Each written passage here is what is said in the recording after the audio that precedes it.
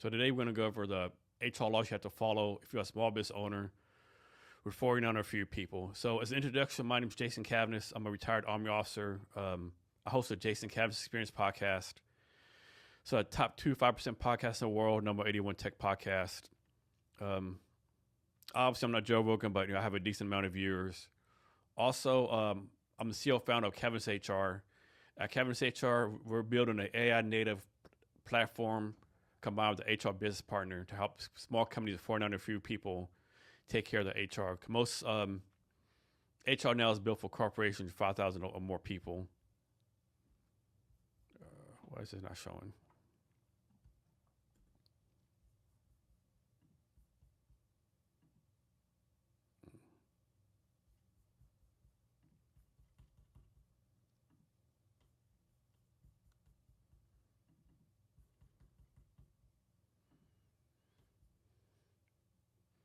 Okay, I think I finally have it set up correctly.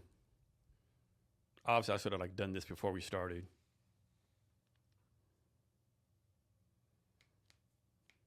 All right, cool. So as a small business owner, so HR is one of those things that is complicated, but it's not right. There's each level of government, federal, state, local, lays out the laws you have to follow, right, in black or white. The problem is there's so many of them, it's challenging to follow them all. And Cavness HR, that's what we want to help you do. So let me check one more thing. Well, actually, I'm good. So there's rules you're going to have to follow with 400 fewer people, right? And even if you have one person, technically yourself, you're supposed to follow these rules. And we're going to cover those in this live stream. And thanks for everyone for joining. Ronnie, Daryl, Jason, great name. Paradise, Nicole, thanks for joining. So I've talked to a lot of small business owners. Some more background. I'm a retired Army officer, did 25 years of Army, where I did HR. After I left the Army, I spent 2 years at a startup called My Unfold. Also spent time as an HR manager at Trident Seafoods up in Alaska, HR director at college. So I have over 30 years HR experience and over 10 years dealing with tech startups, right? So I'll probably all over the place that is the live stream as things pop in my head. One thing to be careful of is this is my pet peeve when HR people say they're expert, right? I mean, it's hard to be an expert in HR, right? Because there's so much stuff in HR. There's recruiting, benefits, compliance, performance, all this stuff, right? If someone says, I'm an HR expert, and you go look their profile on LinkedIn or somewhere else, and they've done recruiting for 5 years, are they really an HR expert? And even when they say they're a recruiting expert, if they spent 5 years at a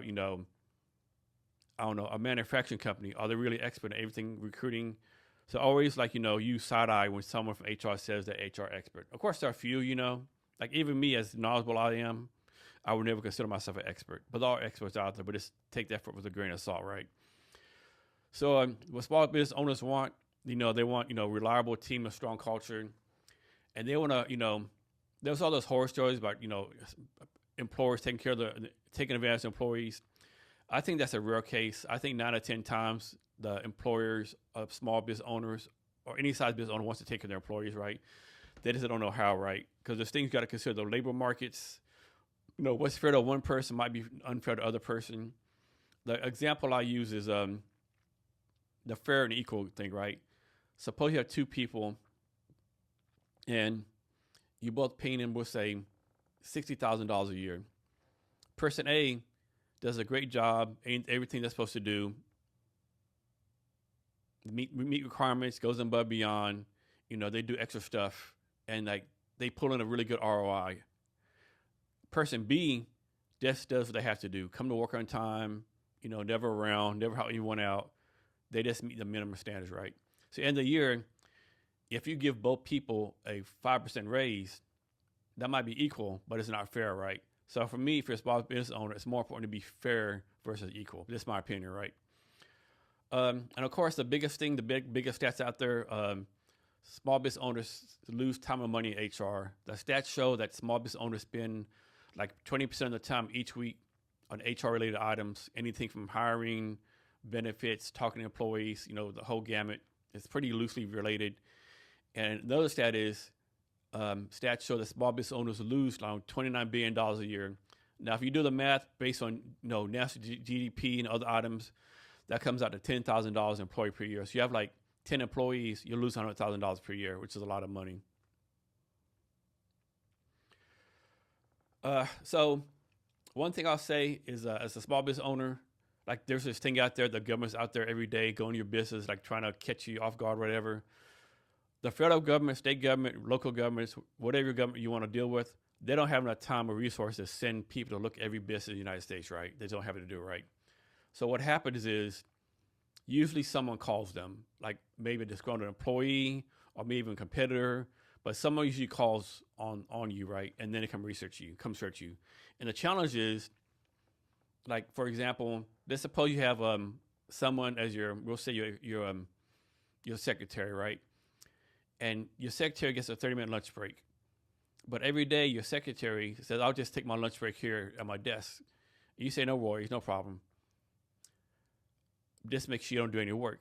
Well, let's suppose a year passes and your secretary thinks you're going to get a raise if you don't give her a raise. She gets mad. She goes to the Department of Labor and says, hey, I've had to work during my lunch break the last year. And so what they're going to do, 9 times out of 10, the Department of Labor is going to believe you unless you can prove otherwise. And to make it worse, so you're going to have to pay all that back pay with fines. And on top of that, they're going to say, well, if this small business owner did this one thing wrong, what else are they doing wrong? So they're going to go through every little piece of thing you're doing, like I-9, onboarding, everything you're doing that you're supposed to do, they're going to comb through that, right? And that's like stuff you don't need.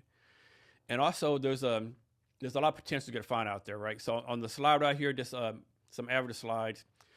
Now, $700 million from EOC, I mean, that's a lot, but it's not a lot. But, it's broken down by categories, by state, by, like sexual harassment and whole different things, right? But one thing, you don't want to have a negative connotation in your business, right? Like employer brand is a big thing. So if you're trying to hire and someone does a search on you, and it says like you have like 3 lawsuits from EOC, they're probably going to work for your company, right? Because all this stuff is public knowledge. Like once the EOC, Department of Labor, files a lawsuit against you, that's public knowledge forever, right? And you don't want that. And so a lot of ways to get fined. But then again, it's not because they're not going after every little thing. And as long as you do the right thing and, cover yourself, that's what you need to do. If you have any questions while we're doing this, just click in the comments. Let me do one more thing real fast.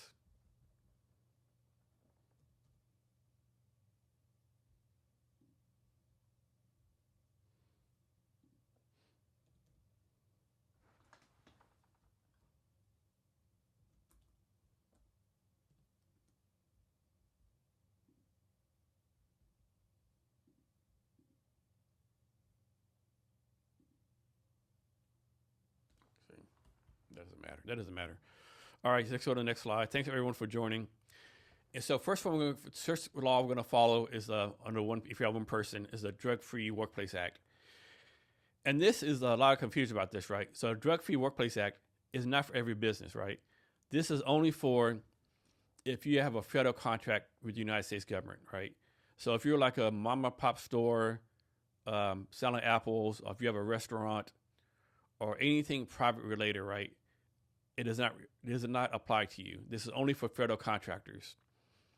Like suppose you apply for a federal contract to, provide software development for the Department of Defense, or you have a software, or if you have a federal contract to do HR consulting services for Department of Interior. A lot of people get this confused that every company has to have a drug policy. This is not true. However, this does not count. Like, a lot of people, because of, the moral beliefs, the ethics or whatever the case would be, or the upbringing, or just what they believe, they do incorporate anti-drug policies, right?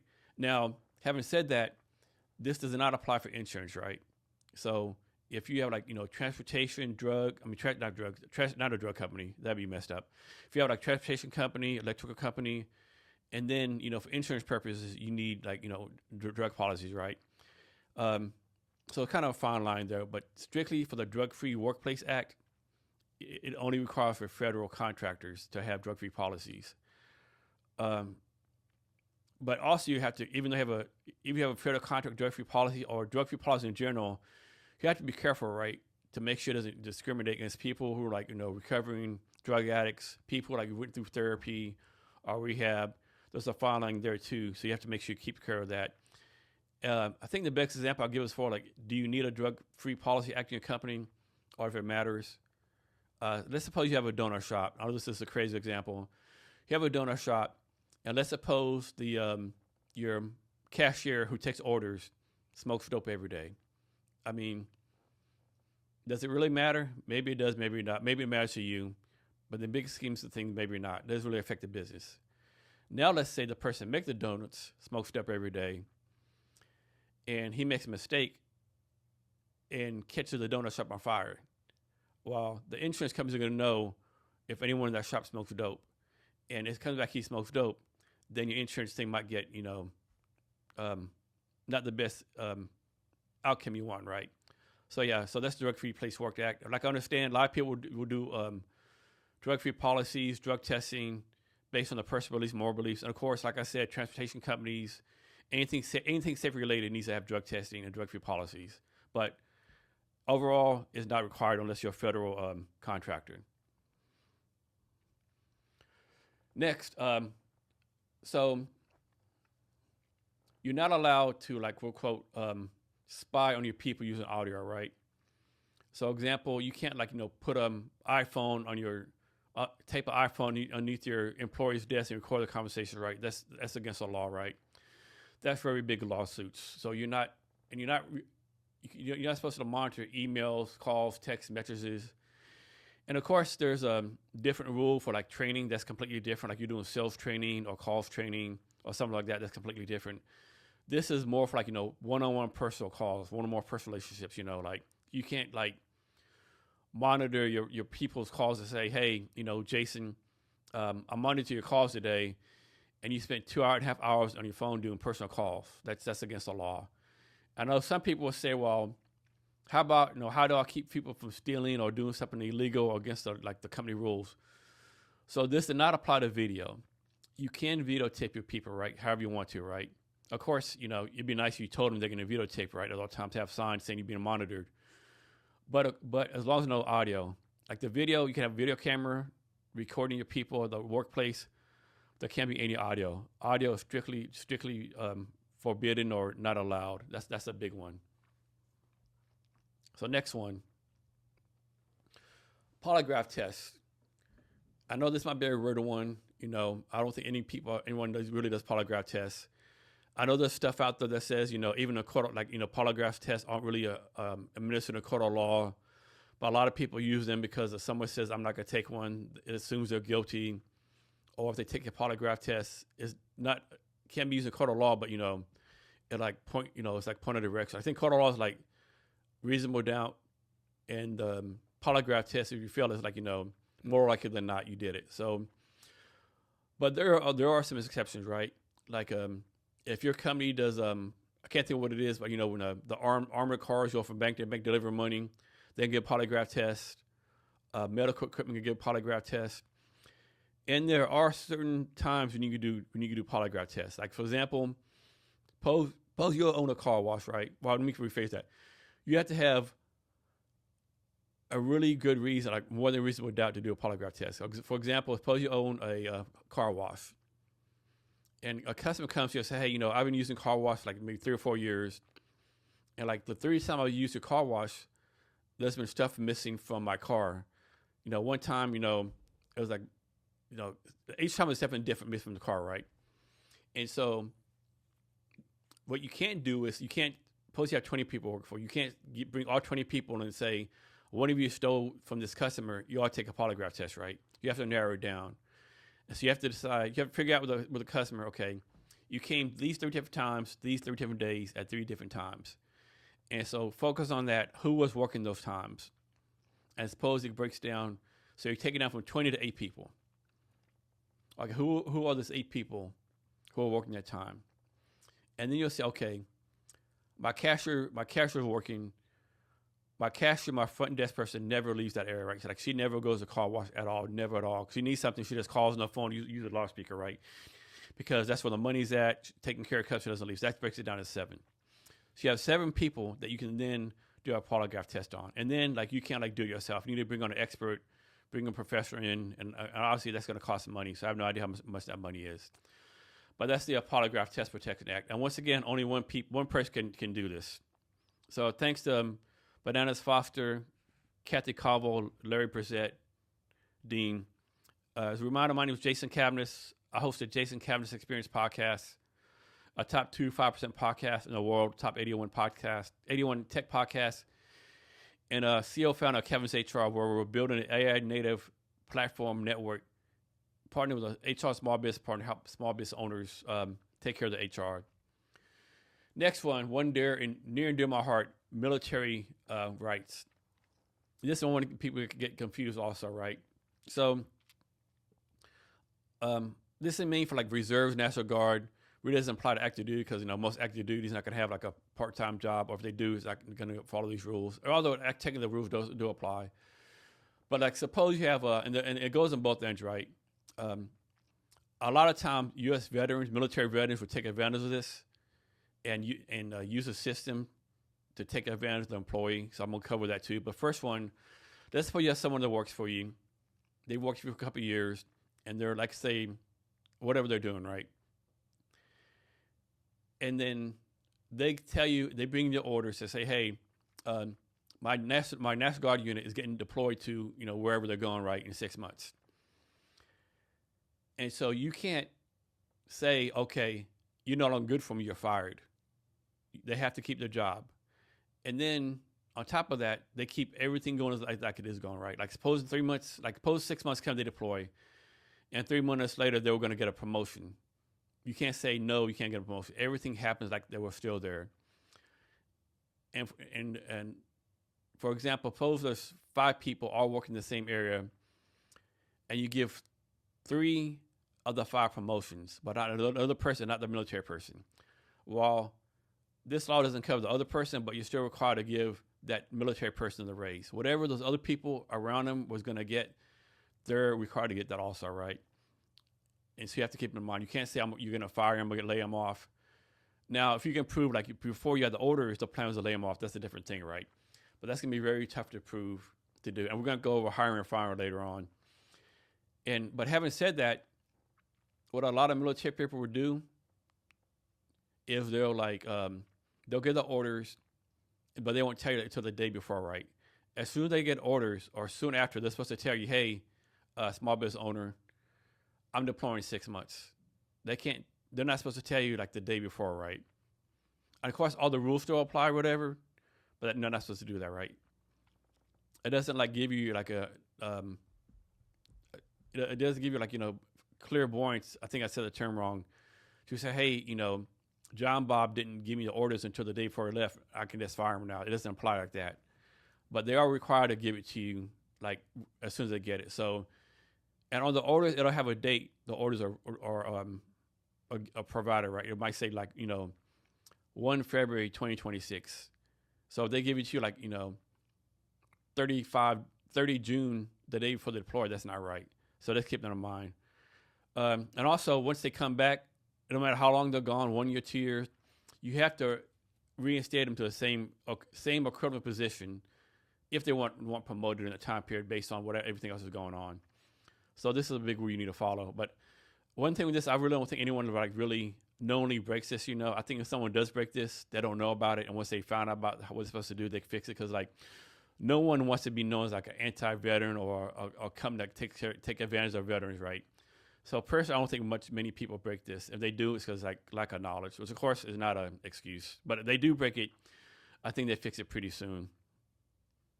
Thanks, Bradley, for joining. Next one, communication laws, right? So basically, this is like, chemical plants, like not even chemical plants. Like when I was at Trident Seafoods, we used a lot of, I can't think of the term. Man, I can't think of it at the back of my head. But we use a lot of chemicals in the processing that run the fishing plant. And so you have to communicate this stuff, right? You have the thing called safety data sheets all over the place, right? So basically, suppose you have a chemical somewhere as a dangerous chemical. The safety data sheet will tell you what to do if something bad happens, right? You know, what's the first aid is, where to go, all that kind of stuff, right? And you have to have some kind of, you know, written communication program. And you need to train your people on safety. And off the top of my head, I can remember how often you have to do the safety training. It's not like every day, every week. I can't recall what it is. I have to look that up and get it back to you. But if you have any dangerous chemicals in your workplace, right? Even if it's like something hidden away, something like, you have 100 people working for you, only one person deals with it. Everyone still needs to know about the dangerous chemical. Everyone knows you need to take care of it. And it's called a safety data sheet. And so, you know, that's something your safety manager or safety people will take care of. If you have no safety person, usually it falls under HR. That's a real big thing. Thanks, Floyd Mayback, for joining. I really appreciate it. All right, so this is another big one. Unions. Unions are not as big as they used to be. Like, I think back in the 1910s, 1920s, they were really big. 1960s, they're kind of like not as big as they used to. Although they're kind of making a comeback, right? And so your employees are allowed to discuss wages, schedules, working conditions, you know, all that kind of stuff. You know, like a lot of business will say, hey, don't tell anyone what you paid, right? Well, that's against the law. Your employees have the right to tell each other what they make to compare salaries, right? And it's against the law for you to tell them, no, don't do that, right? And I know some states, like the state of Washington, others, it's required for you to put, when you do you're trying to hire people in the job description, it's required for you to put in the job description in the salary. So with unions and stuff, your employees have the right to organize and do a union. So what will happen with like an employee might be like, no, we're getting treated unfairly by our people. And side note, if you have really good HR people, this should never happen, right? If your HR people, yeah, exactly, yeah. If your people do HR for you, are taking care of you and taking your company, they should never want to go to a union, right? Because they're going to take care of everything internally and make sure everything's like peachy keen, whatever you want to say, right? But they do want to go to union and like organize. What usually happens? They go to union and they say we want to have a union come in. Well, the union just can't come in and say, hey, we're a union, we're in here now. The employees have to do an election to vote the union in or out, right? And so what usually happens is, I don't remember the time frame. The union will get like a certain amount of time, like, you know, to campaign to bring the union in, right? Or 1 month, 2 months, whatever the case may be, which I don't remember. I should know that, but I don't off the top of my head. And so the union will, you know, campaign, you know, what the benefits of the union, right? Benefits, a union can be good, but it does cost money, right? You do have to pay a certain percentage of your salary to the union, whether 5%, 10%, to cover the cost, different things, right? Of, you know, the union officials. So that's probably negative, right?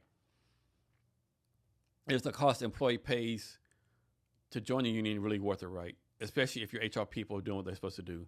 So I got sidetracked there. So the union comes in, and this is where the different rules apply, right? Generally speaking, the union can do whatever they want. You know, they can like talk to employees one-on-one. They can throw get-togethers, bowling parties. I mean, it's like free game for them pretty much, right? There's really no limits. However, the small business owner, there's a lot of limits, right? Like you can't bring in, you know, Tom Brown and say, hey, Tom, I really appreciate your vote to keep non-union, right? And if you do, I'll help you out, right? Because the perception is, as a small business owner, you have all this undue influence on your employees. Where the presumption is the union does not have all this undue influence, right? So you can't talk to them one-on-one. You can't say, you know, if you vote for me, I'll get you a raise, or you vote for me, this stuff will go on, this positive stuff happen. And you can't say, well, if you don't vote for me, these negative things will happen to you, right? Where the union can talk to people one-on-one, talking whatever kind of ways they want, right? And so also, there are instances when even if the union lost, they will still instate it as a union, right? If there's any indication of undue influence by anyone senior in the company, then the union gets put in, right? For example, there's a case like maybe 4 or 5 years ago, and there's several cases like this. There's a company in North Carolina that were going through the union election, and they're going back and forth. And so union election was on Tuesday. That Monday night, the union threw this big get together, right? And so, and this is a crazy story, actually. This is like some cloak and dagger stuff. So the VP of the company or maybe the small business owner. It was someone who's high up in the company, happened to know where it's at. And so he was in his car. He saw someone walking by, and he told the person, "Hey, come here for a minute. I need to talk to you." He said, "Oh, okay. Well, you're not supposed to talk to me." "Well, it doesn't matter. I want to talk to you anyway." I don't know how this election is going to go, but if you go in there, help us win the election, where the unit doesn't get voted in, we'll give you a raise. We do all this stuff for you, right? We'll do a contract on the side where you're hired for life, all that kind of stuff, which legally can't do. And so the guy said, "I think about it." And so party that night, the bowling alley. Next day had the election, and the employees voted 90% not to put the union in. So out of 100 employees, 90 voted no. And so, but after that, the person who was told, "If you help us out, we'll give all the stuff for him," he told a couple of people what happened, right? And he said, "Well, I know I didn't do anything to help this election, the union not get elected, but man, I'm still going to go to the boss and say, hey, you need to take care of me, right?" And of course, those two people told other people, and it got back to the union. And so what the union does, the union went straight to the court, straight to the judge, and filed a lawsuit. Maybe not a lawsuit. I think it's called filed an injunction, right? And so the judge heard other information, and the judge ruled, hey, even though 90% voted against the union, and even though this person admits that he had nothing to do with this, undue influence, right? So the judge put the union in, right? So unions is something you have to be very careful of. And these are ruled by the National Labor Resource Board, National Labor Relations Board. So, but like I said, if you have good HR people, or if you're a small business owner who's good at all, you shouldn't have to worry about this. I know when people say, what makes us a good small business owner? I'll say if you're a good small business owner, you're going to treat people the way you want to be treated if someone is your boss. Next one, OSHA.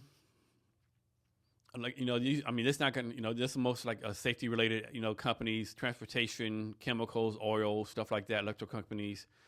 Like you have a accounting company, they'll probably not come to your place. They might come to your place. You have a restaurant, maybe not.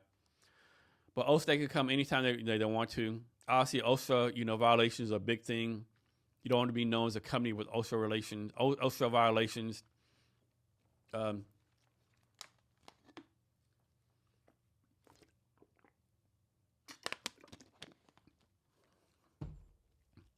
Once again, man, I just realized my picture's not on here. So let me try to fix that real fast.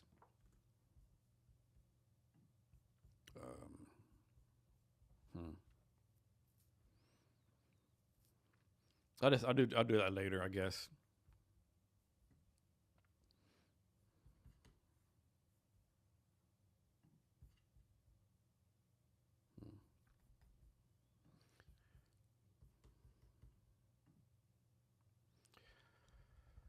So yeah, I apologize for my picture not being on here. I'll put it on later. I have to figure out how to do that later.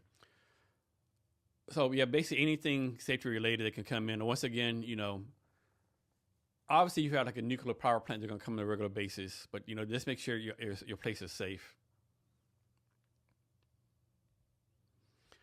Equal pay laws. This is something else a lot of people get confused about too. So the law was passed back in 1964, so it's not a new law, Equal Pay Act. But it's mainly based on your labor market, different things, right? So it's based on gender, but it's not really right? I think a lot of people get confused. I might get some blowback on this, right? But basically how it works, for example, Post Tom Brown does marketing, and he has a master's degree. He's been in the company 10 years. And then Susan joins the company fresh out of college with a bachelor's degree, no experience. They don't get paid the same, right? Because they have different positions. And even if they have the same positions, the other guy has a master's degree and 10 years experience, so he'll probably get paid more. He has more time in the company, right? Probably a good or bad example I can use when I had a friend one time post on LinkedIn, man, I can't believe this. It's bullshit. Females gonna pay the same as men. I'm here, Arkansas. I'm an HR business partner, and she said she didn't use it, but our friend works at Amazon, getting paid almost 3 times than me. And I told her, I really don't think you should have put that out there, right? Because first of all, you work for a nonprofit in Arkansas in a small town, right? And our friend works in Amazon, a multi-billion-dollar company, right? It's like comparing not even apples to oranges, but like like apples to T-bone steaks, right? I don't know. I just think a lot of people get this messed up. But I know the stats out there show, I think females get paid 75% to the dollar. That stuff is out there, right? And so this is how I think you fix this, right? Because the law is out there. I think most people do follow it. So I think two things are happening. And I talked about this in my podcast a few times, and the stats show this, right? So I think how you fix the equal pay gap that's out there, a lot of people say it's out there. Some people say it's don't. I'm not smart enough to know what's out there. You can look at all the economic stats out there. So two things happen, right?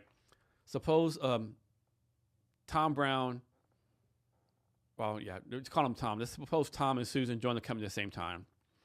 They're going to get hired for the same job. We say they're both going to do marketing.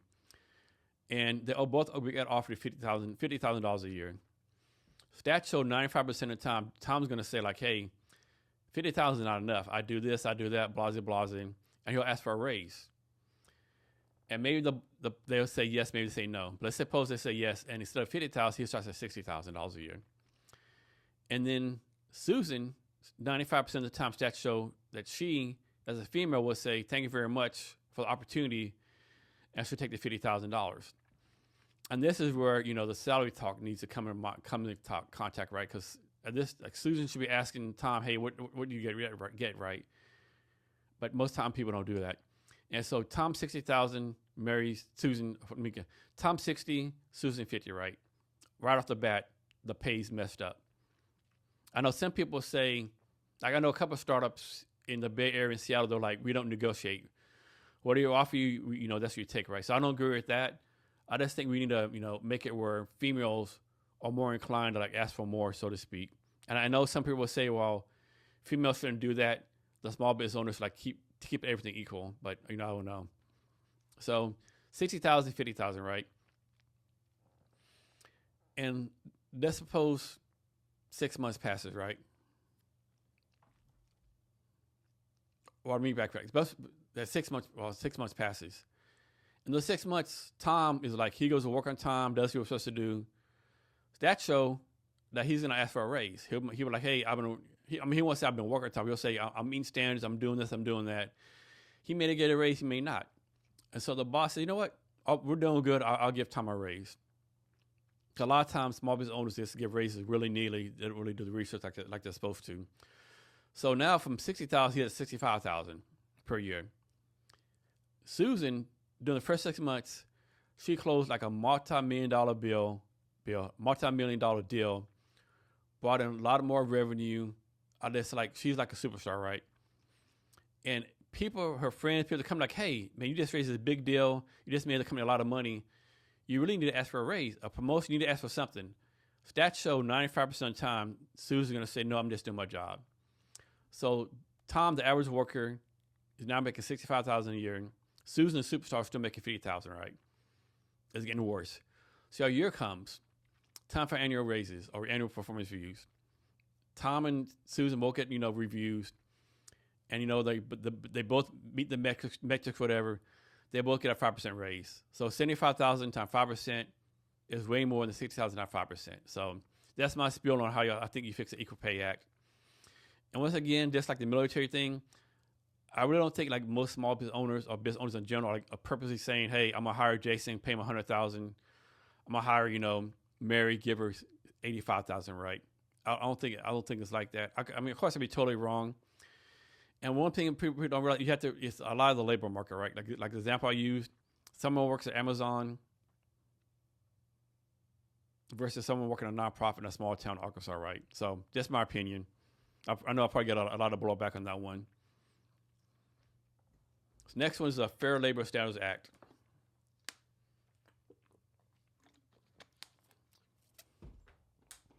So let me check one more thing.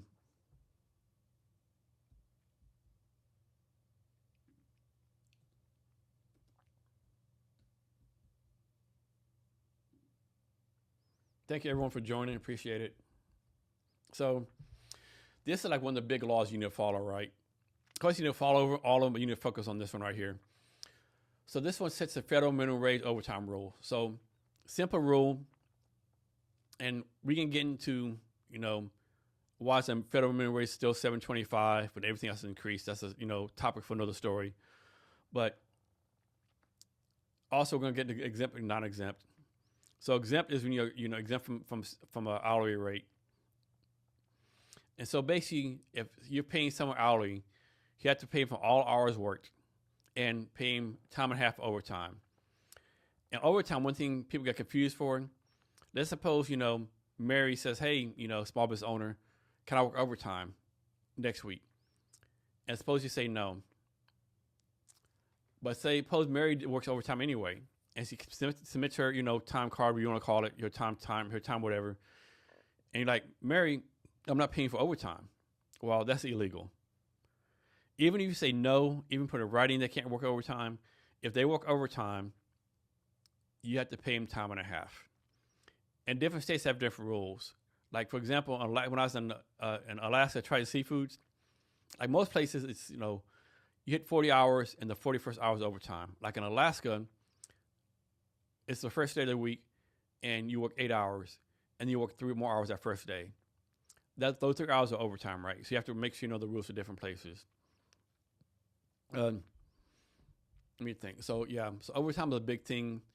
Like an example I used before about the lady, the secretary working through lunch, and they didn't get paid overtime. That's an example.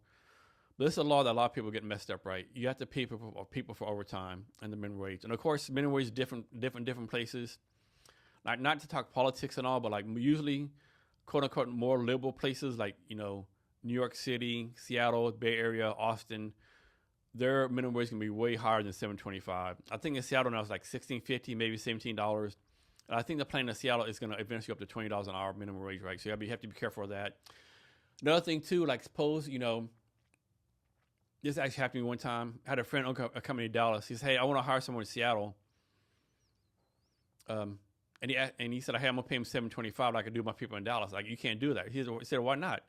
I'm in Dallas, and the minimum wage here in Dallas is $7.25. I said, "No, it's based on where the employee is, right?" So when paying minimum wage or any hourly rate is based on where the employee is at, right? So I said, "No, you have to pay this person whatever the minimum wage is, not what it is in Dallas." So be careful of that.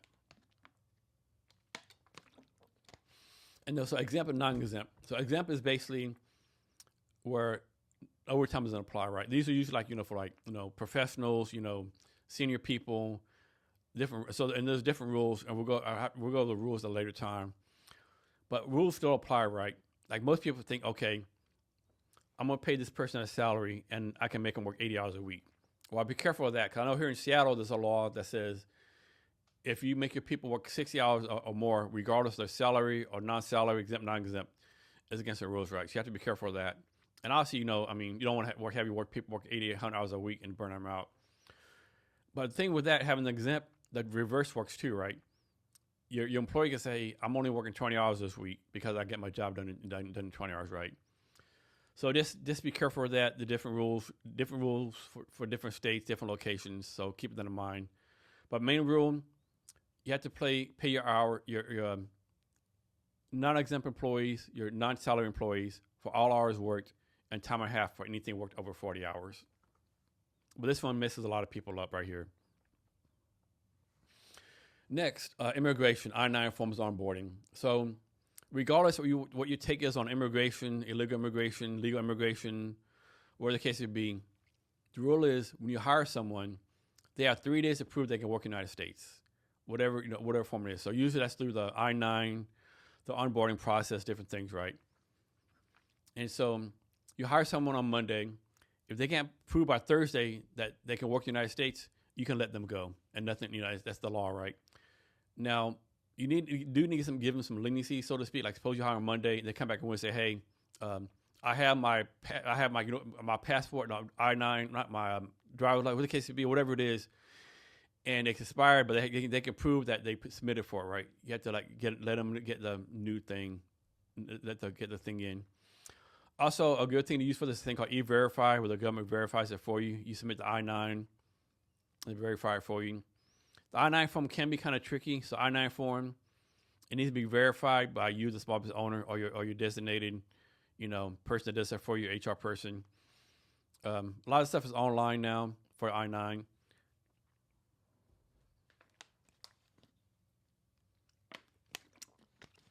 So one thing I want to find out, because of course it's all the news now, like ICE is going through different places and taking people who are legal or not supposed to be working illegally.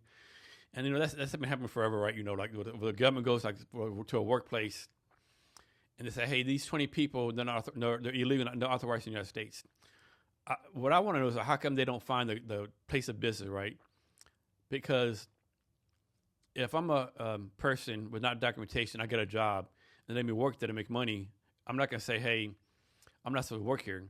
To me, that should be more on the business owner, right? So I just wonder, do these small business owners get fined? What happens to them, right? Because they're the one who's the small business owner or the owner in general or the company or organization is supposed to, validate that these people that hire can actually work in the United States. I've always wondered about that. So I need to find that out. But yeah, basically, I mean, I went on a tangent there. But for this simple rule is you hire someone, they have 3 days to prove they work in the United States. And another thing too, so this is kind of weird. So you can't discriminate against people because they're not U.S. citizens. But then again, you can't hire them, right? So that's kind of like I don't know, kind of messed up, I think. So federal payroll tax. I mean, obviously, if you have employees, you need to pay for them to. That's the word I'm looking for. You need to pay for their payroll tax, all that kind of stuff. Let me try one more thing real fast. How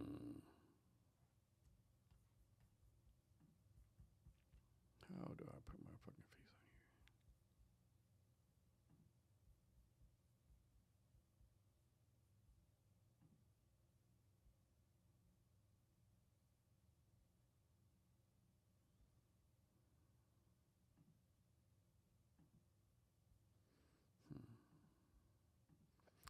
Trying to figure out how to put my face on here so people can see me. I know I did it the other day. No, I don't want that.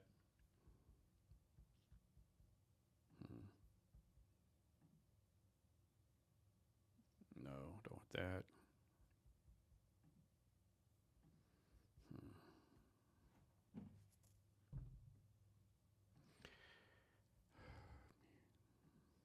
I know I did this the other day, but now today is not doing it.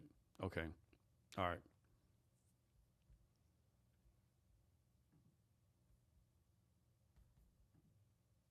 So back to federal payroll tax. So basically withdraw, payroll taxes from employees. And we're going to go over differences between W-2, 1099s. One of the big differences is 1099 contracts, you're not going to take this out. Take this stuff out of their paycheck. That's up to them. Also, same thing with Social Security. One thing I'm not really expert on payroll benefits or Social Security, like these things right here. But I have people to refer you to. But yeah, Social Security benefits, not benefits, Social Security, payroll taxes, you need to take out of your employees' paychecks. Next, American Disabilities Act. So basically, you cannot discriminate against anyone with disabilities. And this law has actually changed a little bit over the years, right? And maybe backtrack. So yeah, all those previous laws you have to follow one person, and you come like one employee in your company. The next laws are people once you have 15 employees or more. So first one is American Disabilities Act. I think this was first passed during the first George Bush presidency, and it's changed significantly, right? And so when this law was first passed, it was like, for example, if someone will say, let me backtrack. So one thing with this, you need to have reasonable accommodations, right? So can someone do their job with a reasonable accommodation? So example, suppose there's a factory worker, and that factory worker needs to be able to stand. But this person, is in a wheelchair because he had a leg amputated, so he's in a wheelchair. Can you reasonably accommodate this person? So maybe you lower the factory table down, or maybe you get them a higher wheelchair. Can you reasonably accommodate this disability? Now, sometimes you can't, but most times you can, right? So reasonable accommodation is a big thing that gets a lot of people in trouble.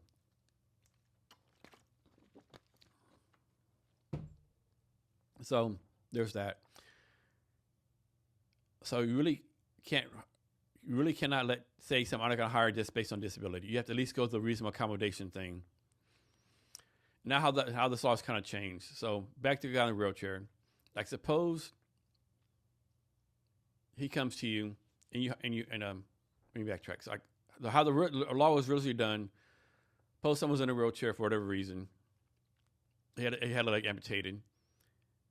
The law would say, well, yes, he's disabled. But then let's suppose this guy got put on 2 prosthetic legs, right? Now he can walk around, run, whatever. The law then said, oh, you're no longer disabled. This doesn't apply to him more. Well, I can't remember the year, but Congress said, this is kind of unfair. I don't like this law. So Congress passed a law that's retroactive, as I said. Basically said, once you're disabled, always disabled. And what's important for you as a small business owner, if someone comes to you and says, hey, I want to claim a disability, you can't be like, you look perfectly fine, not disabled. They may have been disabled in the past, and now they're still counted as being disabled. I know that applies to a lot of military people. Now, a lot of the military people, they might not look disabled, but in reality, they're all right. So, yeah, this one gets a lot of people in trouble, too. The biggest one, this is the reasonable accommodations. Next, Pregnancy Discrimination Act. So I'm a horror story on this. I had a good friend, maybe a year ago, software developer. She got laid off from one job, took her time off, started looking for another job. And while she looked for another job, she's like 6 months pregnant, right? So did some phone interviews and got an in-person interview. Went in there, and they looked at us, oh, we didn't know you were pregnant. We're not going to hire you as a pregnant person because, we need people all in for a company, right? And, that's not the right thing to do. I told her she should go, go sue whatever, but she didn't. She don't be bothered with it, right? And that's another reason I think a lot of companies get away with this. When they do bad things, the people they do bad things with, they just blow it off and don't do anything. So I would say if you're something bad happens to you, discriminated against, go take action, report it to someone, right? Because this is not going to get fixed unless you report it, right? But basically, you can't discriminate against someone if they're pregnant for any kind of reason. And you have to do, of course, reasonable accommodations, light duty, that kind of thing. And one thing that's me personally, so to me it's crazy, with females, most companies that give you females 6 months off maternity leave. That's to me that's nowhere near enough. 6 weeks of bond with your kid, that's insane. I don't know, that's crazy. But then again, from the company side, can you really afford, especially as a small business owner, can you really afford to pay, Mary for 2 years? I mean, it has to be some kind of balance, right? I don't know. I'm not smart to solve that problem. But yeah, pregnancy discrimination, unfortunately, is still a big thing. So make sure you don't discriminate against people who are pregnant. I'm thinking too, obviously you bring someone for an interview to hire them. You're impressed by them. And so where I'm going with this. Yeah, just, don't do the right thing on this one. All right. So next one, Genetic Information Non-Discrimination Act. And so with this one, what happened in the past, a lot of companies, they would do health testing for health insurance or whatever. So it's happening with the health testing, medical testing. It will come back, hey, Jason's genetically predisposed to have, XYZ disease. And because this will increase your insurance premiums. So a lot of companies were not hiring people based on this genetic testing because they don't want their health insurance premiums to go up, right? Which, of course, is against the law, right? And this is you have to do this at employee number 15. So you can still do, I think you can still do genetic testing. I think I should know this also. But you cannot use it for employment decision, right? You can't say, I'm not going to hire you because your genetics are predisposed or you have cancer, lung disease, whatever the case may be. So definitely against the law. So next one, this is the biggest federal civil rights law. So this one, Title VII, Civil Rights Act of 1964, prohibits discrimination based on race, color, religion, sex, and national origin, right? So you can't fire anyone. You cannot fire anyone because any of these items, or you can't hire anyone, or you cannot hire anyone because of these reasons, right? You can't say, I'm not hiring because you're white, or you're black, or you're Jewish, or whatever the case be, right? Or color, religion, right? So this is a big one, right? And this, unfortunately, still gets a lot of people in trouble, right? So this makes you follow these rules. So next one, this was recently passed. So this was backtracked. So Supreme Court case in 2020 basically applied workplace protections for the LGBTQ community back to 1964. So basically, now all this here prohibits discrimination on race, color, religion, sex, and national origin, and now includes LGBTQ community. So same thing applies across the board. So next one, so let me backtrack. I actually gave the answer away. I was about to ask you what demographic do you think did not apply to, and the answer is age discrimination, right? So technically, up to like 1967, this law not applied.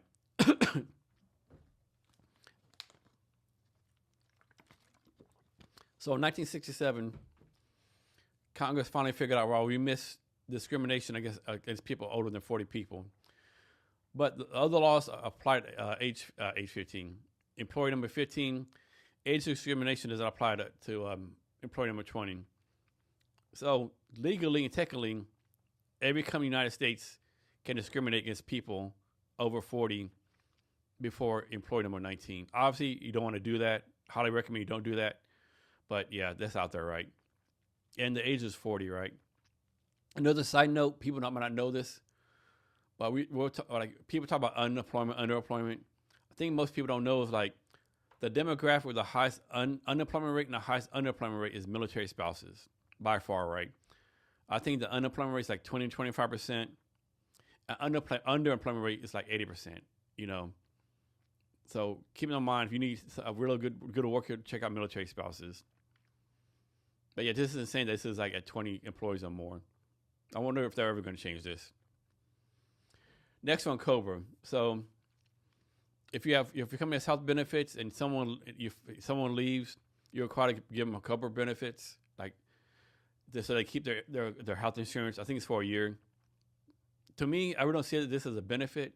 I mean, maybe I could be wrong, but like usually as a small business, as an employee, you're going to help pay the co-payment.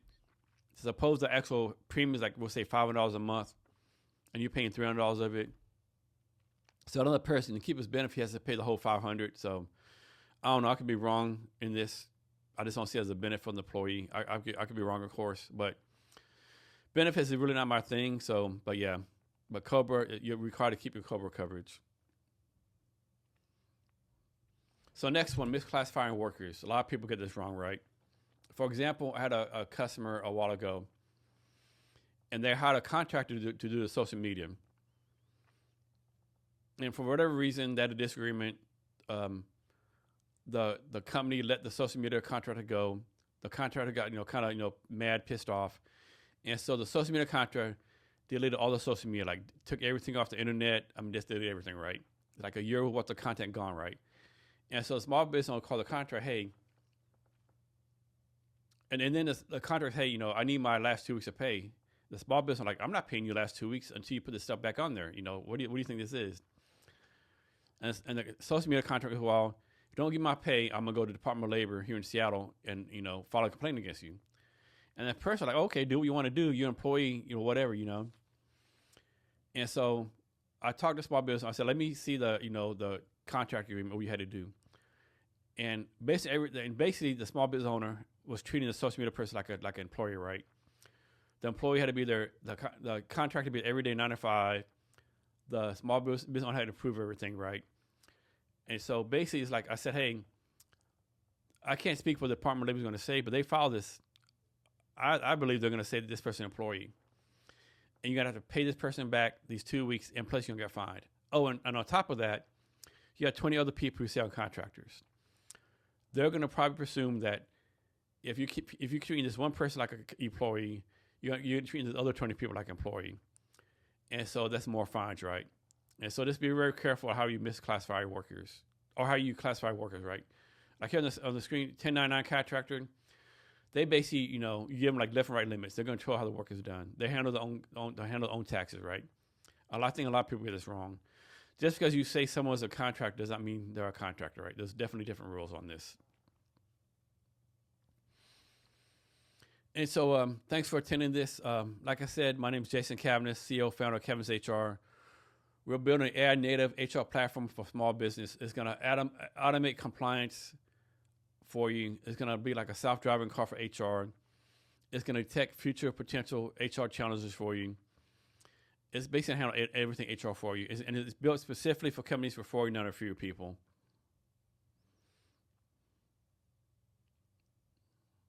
So last thing, we are doing a refund here at Cavness HR. Refund lets anyone invest up to $100 to our refunder. And our automated native built AI platform is going to automate HR. It's going to prevent fines, audits, and lawsuits. And I want to thank you for your time. I know it's a quick down and dirty. I mean, each slide we did, it can probably do another hour webinar on there. So if you have any questions, be sure to reach out to me. I'm all over the internet. Probably the best place, probably LinkedIn, Jason Cavness. My email is jasoncavness@cavnesshr.com. The refund is on the screen, refunder.com/cavnesshr. I want to thank you for your time. That's bullshit. Thank you for your time, and remember to be great every day.